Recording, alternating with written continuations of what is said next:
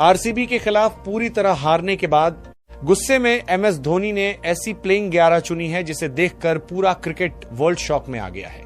और आज मैं आपको एक एक खिलाड़ी का नाम इस तरह बताऊंगा कि आप खुद महसूस करोगे कि धोनी का दिमाग किसी और लेवल पर काम करता है। लेकिन पहले एक प्राइवेट के बारे में बात करते हैं कि सालों की बात करें कि धोनी का दिमाग एक एक किस आपको दिमाग को भारत पर देना। सवाल, क्या एक हार पूरी टीम को अंदर से तोड़ सकती है? क्या एक कप्तान की कमी, सिर्फ एक इंसान की गैर मौजूदगी सच में एक पूरे मैच का रिजल्ट पलट सकती है? अगर आप सोचते हो कि क्रिकेट सिर्फ 11 खिलाड़ियों का खेल है तो आज की ये कहानी आपकी सोच बदल देगी, क्योंकि जो आरसीबी के खिलाफ हुआ वो सिर्फ एक हारी हुई मैच नहीं थी, वो एक इमोशनल तूफान था जिसने चेन्नई सुपर किंग्स के फैंस के सीने पर ऐसा घाव लगाया जो अभी भी ताजा है। उस मैच को याद करो, आरसीबी के खिलाफ सीएसके की बैटिंग लाइनअप कुछ इस तरह धड़ाम से गिरी जैसे किसी ने ताश के पत्ते झोंके में उड़ा दिए हों, एक के बाद एक विकेट। और हर विकेट के साथ स्टेडियम में बैठे सीएसके फैंस की आंखों में एक अलग ही दर्द था। वो लोग जो अपनी जर्सी पहने अपना गला फाड़ते हुए विसल पॉडू चिल्ला रहे थे, वो एक एक करके मौन हो गए।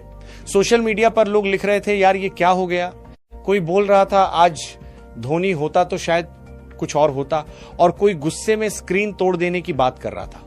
और सच पूछो तो उस गुस्से में एक डर भी छुपा था, डर ये कि क्या सीएसके अभी भी वही सीएसके है? क्या बिना धोनी के मैदान पर यह टीम पूरी है? बैटिंग कोलैप्स इतनी बुरी थी कि कमेंटेटर्स भी खामोश हो गए थे कुछ पल के लिए, और वो खामोशी, वो 2-3 सेकंड की खामोशी ज्यादा कुछ बोल गई जो शब्द नहीं बोल सकते थे। और फिर आया वो मोमेंट जिसके बारे में सब बोल रहे थे पर कोई सीधा नहीं कह रहा था। अगर धोनी मैदान पर होता तो क्या यह हार होती? मैं ये नहीं कह रहा कि धोनी एक भगवान है, लेकिन कुछ कप्तान होते हैं जिनका सिर्फ मैदान पर होना ही टीम को एक अलग एनर्जी देता है, एक ऐसी एनर्जी जो घड़ी की सुइयों को रोक देती है जब सब कुछ बिखर रहा होता है। और उस दिन वो एनर्जी नहीं थी, इंजरी ने उन्हें बाहर रखा था और उसकी कीमत सीएसके ने अपनी हार से चुकाई। अब वो दर्द, वो हार, वो सवाल, सब कुछ एक नए मैच की शक्ल में सामने आ खड़ा है। दिल्ली कैपिटल्स के खिलाफ ये मैच सिर्फ पॉइंट्स टेबल का सवाल नहीं है, ये इज्जत का सवाल है, ये कमबैक का सवाल है, ये लेगेसी का सवाल है। और इस बार सुनना, गौर से सुनना, इस बार धोनी ने जो प्लेइंग 11 चुनी है वो देखकर सीएसके के कुछ पुराने फैंस रोने लगे, कुछ शॉक में आ गए और कुछ लोग सिंपली बोल उठे, माही भाई ने तो सब हिला दिया। आगे जो मैं बताने वाला हूं वो शायद आपने एक्सपेक्ट नहीं किया होगा, तो स्क्रीन मत हटाओ, क्योंकि हर नाम एक सरप्राइज है और हर सरप्राइज के पीछे एक सोच है जो सिर्फ एक मास्टरमाइंड का दिमाग रच सकता है। पहला नाम जैसे ही आप ये सुनेंगे आप समझ जाओगे कि धोनी का प्लान कितना अलग है। ओपनर के रूप में आ रहा है संजू सैमसन। हाँ, वही संजू सैमसन जिसने पहले भी सीएसके के लिए मैदान पर आग लगाई है, लेकिन असली शौक अभी आना बाकी है, क्योंकि संजू के साथ ओपनिंग पर आ रहा है एक ऐसा चेहरा जिसे देखकर लोग बोल उठे, धोनी ने ये क्या कर दिया, आयुष म्हात्रे। जी हां, वो young, fearless, explosive Ayush Mhatre, जिसने डोमेस्टिक क्रिकेट में अपने शॉट से सबको हैरान किया है। वो लड़का जिसके हाथ में पावर है, आंखों में हंगर है और दिमाग में कोई डरा हुआ कल नहीं है। अब समझो, धोनी का प्लान पहले 3 मैचों में संजू सैमसन और ऋतुराज गायकवाड साथ ओपनिंग करते थे, एक एक्सपीरियंस सॉलिड पेयर। लेकिन धोनी ने बड़ा रिस्क लेते हुए ऋतुराज को हटाकर आयुष म्हात्रे को ओपनिंग पर भेजा है। यह सिर्फ एक पोजीशन चेंज नहीं है, ये एक बोल्ड और कैलकुलेटेड सिग्नल है कि धोनी दिल्ली के खिलाफ पहले 6 ओवर्स में सिर्फ एक काम चाहता है, धमाकेदार एग्रेसिव अटैक। और संजू और आयुष की ये नई जोड़ी बिल्कुल वही करने के लिए बनी है। दोनों फियरलेस हैं, दोनों अटैक फर्स्ट माइंडसेट वाले हैं और दोनों मिलकर दिल्ली के बॉलर्स की रात खराब कर सकते हैं।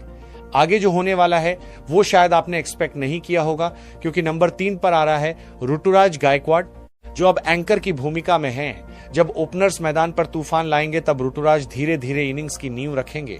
ये वही रोल है जो उनके स्वभाव के अंदर है, कैलकुलेटेड, कंपोज्ड और मैच विनिंग। लेकिन अब जो मैं बताने वाला हूं नंबर 4 पर, वो शायद इस पूरी प्लेइंग 11 का सबसे एक्साइटिंग पार्ट है, सरफराज खान। और यहां मैं चाहता हूं कि आप एक पल के लिए आंखें बंद करो और उस क्रीज की तस्वीर बनाओ जहां ये आदमी खड़ा है, कॉन्फिडेंट, रेस्टलेस और पूरी तरह फियरलेस। अब आंखें खोलो और ये नंबर देखो, राजस्थान रॉयल्स के खिलाफ 12 बॉल्स पर 17 रन, फिर पंजाब किंग्स के खिलाफ 12 बॉल्स पर 32 रन, और फिर आरसीबी के खिलाफ जिस मैच में सब कुछ बिखर रहा था, सरफराज ने एक्सप्लोसिव 50 रन जड़ दिए, 50 RUNS।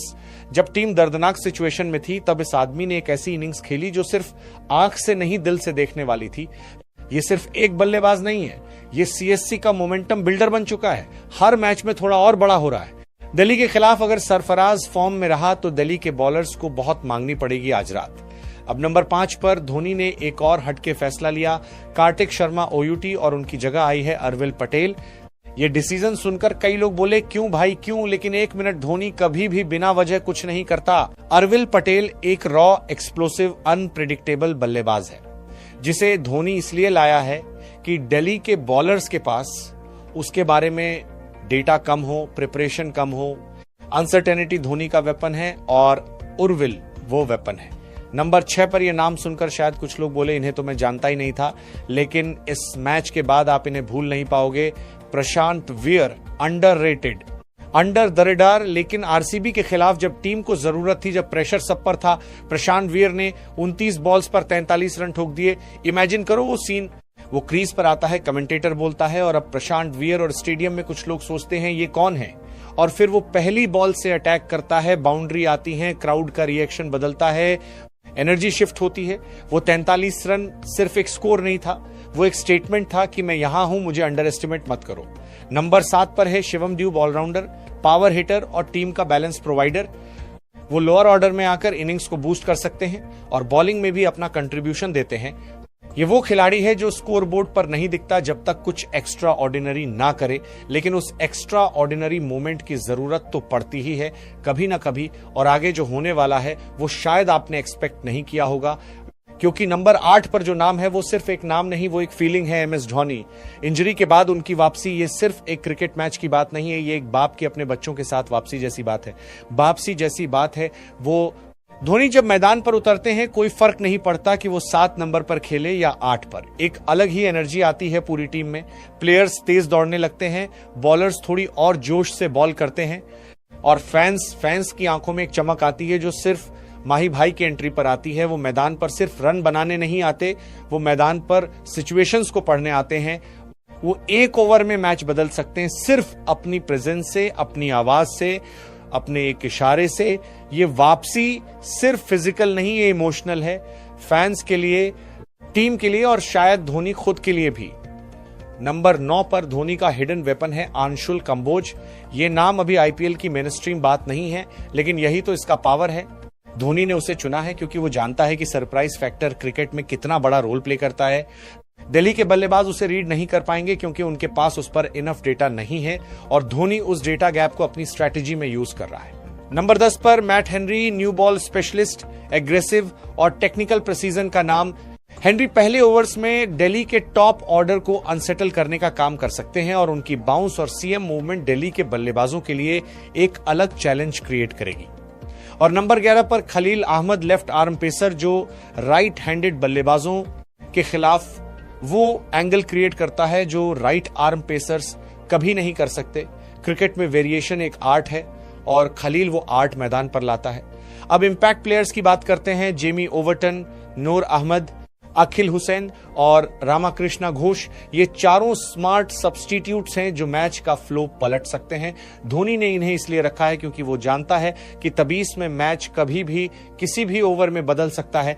इंपैक्ट सब्स्टिट्यूशन एक चेस मूव जैसी चीज है और धोनी इस चेस बोर्ड का ग्रैंड मास्टर है। अब पूरी तस्वीर सामने है, लेकिन सिर्फ नंबर और नेम्स मत देखो। ये प्लेइंग 11 सिर्फ एक लाइनअप नहीं है, ये एक गुस्से से बनी लाइनअप है। आरसीबी के खिलाफ जो हुआ उस ह्यूमिलेशन के बाद धोनी ने रात भर सोचा होगा क्या बदलूं, कैसे बदलूं, कब बदलूं, और इस प्लानिंग का रिजल्ट आज मैदान पर दिखेगा। हर प्लेयर एक इंटेंशन है, हर पोजीशन एक मैसेज है, और वो मैसेज दिल्ली कैपिटल्स के लिए लिखा गया है।